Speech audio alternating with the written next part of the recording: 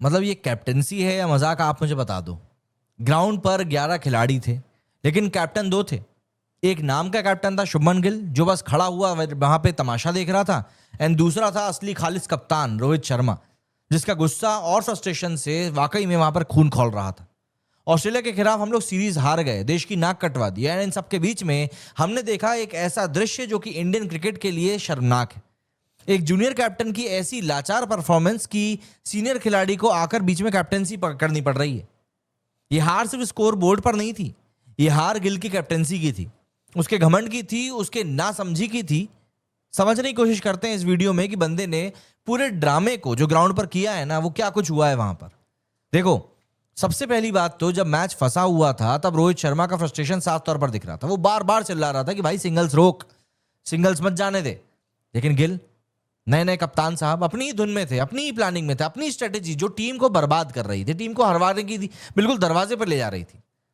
रोहित का चेहरा देखने लायक था, गुस्से से लाल था, बेबस, बिल्कुल, और कुछ भी नहीं। बंदा हाथ पांव फेंक रहा था कि यार ये गिल कर क्या रहा है, कोई यहां पे कुछ कर ही नहीं रहा है। एंड उसके बाद तो हद ही हो गई, जब गिल से कुछ भी नहीं संभला तो रोहित ने खुद आखिरकार आके चार्ज ले लिया। नाम के लिए कप्तान गिल था, लेकिन ग्राउंड पर हर एक डिसीजन उसके बाद रोहित ही ले रहा था।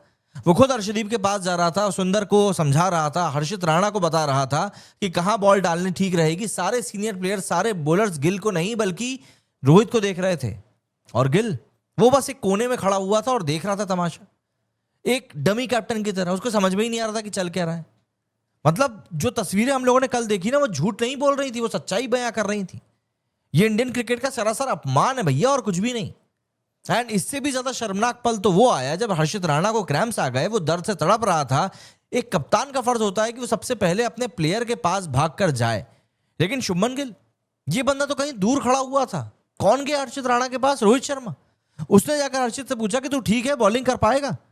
एक सीनियर खिलाड़ी अपना फर्ज वहां पर निभा रहा था, और हमारा फ्यूचर का जो कप्तान साहब हैं वो बस तमाशा देख रहे थे।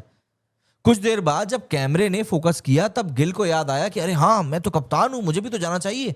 एंड फिर उसके बाद भाई साहब अपनी धीमी चाल से बढ़ते बढ़ते उसके पास गए। यहां तक कि डीआरएस के फैसले, उसमें भी गिल को बिल्कुल समझ में नहीं आ रहा था क्या करना है। वो बार बार रोहित से पूछ रहा था, लूं या नहीं लूं? अरे भाई, कप्तान तुम हो, हद से हद कीपर से कुछ पूछ लो भाई, डिसीजन आखिर में तुमको ही लेना है, ग्राउंड पर कप्तान तुम हो ना। लेकिन दिमाग तो वहां पर रोहित शर्मा का ही चल रहा था। इससे बेहतर होता कि रोहित को ही ऑफिशियल कप्तान बना देते, कम से कम ये ड्रामेबाजी तो नहीं देखनी पड़ती। शुभमन गिल के सर पर एक ऐसा कलंक लग गया इस मैच के बाद में जो शायद ही कभी धुलेगा।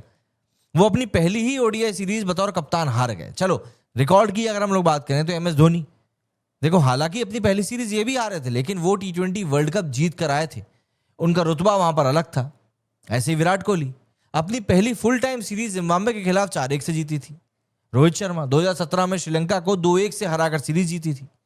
धोनी, विराट, रोहित, सब ने अपनी कैप्टेंसी का लोहा मनवाया। एंड यहाँ पर गिल उसी लेगेसी को आगे बढ़ाने के लिए आया है, लेकिन ये अपने बंदा अपने पहले ही असाइनमेंट में पूरी तरह से फेल हो गया है।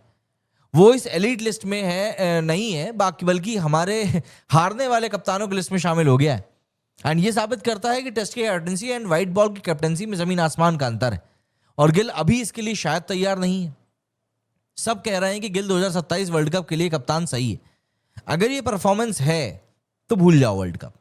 ये टीम को जिताएंगे नहीं, बल्कि ये टीम को डुबाएंगे अलग। जब प्रेशर आता है तो ये बंदा गायब हो जाता है, जब टीम को लीडर की जरूरत होती है तब ये बंदा साइड में जाकर चुपचाप खड़ा हो जाता है, और फिर रोहित शर्मा जैसे सीनियर खिलाड़ियों को सामने आकर टीम को संभालना पड़ता है। ये हार ऑस्ट्रेलिया से नहीं हुई है, ये हार शुभमन गिल की जिद और उसकी नासमझी से हुई है। अब आखिरी ओडीआई बचा हुआ है। सवाल यह है कि क्या गिल इस आखिरी मैच में कुछ अकल दिखाएंगे, या 3-0 की क्लीन स्वीप, 3-0 की बेइज्जती लेकर ये घर वापस आएंगे? मुझे समझ में नहीं आ रहा है कि यहां पर चीजें कैसे होने वाली हैं। आप कमेंट करके जरूर बताइएगा आपका क्या कुछ कहना है।